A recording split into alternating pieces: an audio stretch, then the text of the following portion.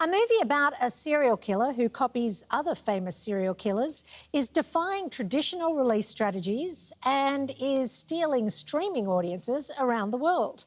Copycat, starring Sigourney Weaver, Holly Hunter and Harry Connick Jr., has captured the imagination of the true crime generation 30 years after it opened in cinemas. And as his determination builds to take another life, he plans in obsessive detail what props he'll bring, what knots he'll tie. Let me ask you guys something. What turns you on? Sometimes a movie takes a little time to grow on people.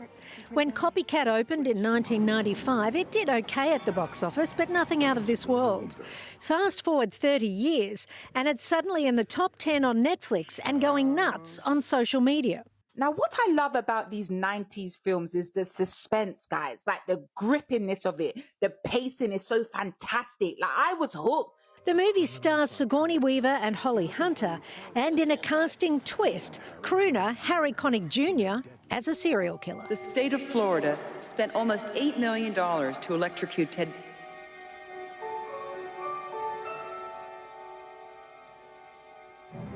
This is what he had to say about it back in 1995. And in a sense, it's easier in some ways to play parts like that because it's really like a caricature in a way, you know.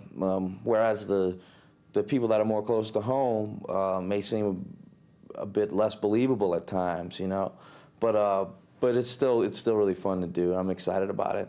Harry plays a murderer obsessed with the psychologist who helped put him away, and he had a very distinctive look, which, as he told me on another visit, presented its own problems. I'm not looking my normal self, so I'm trying to make do with what I have. As a matter of fact, they lost some of my baggage on the plane coming down, and in the bag was this dye that I have to put in my hair to keep it brown because it's gonna turn red again any day now, and it's starting to get that way, and I'm panicking because I don't have my bag. So you're catching me right before the Opie transition. Holly Hunter plays a cop tracking down a serial killer who meticulously copies other famous serial killers. You're looking for an intelligent white male, 20 to 30 years old, socially functional, with a major interest in golden oldies. Are you telling me this guy's copycatting a serial killer's been dead for 20 years? She came to the film having just won an Oscar for The Piano.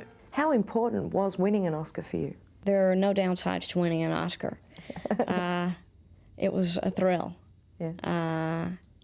I only think fondly of the entire experience of The Piano, and it was that was a glorious night and a fun night.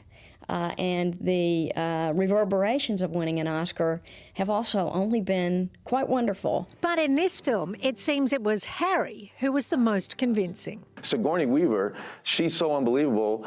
She wouldn't talk to me.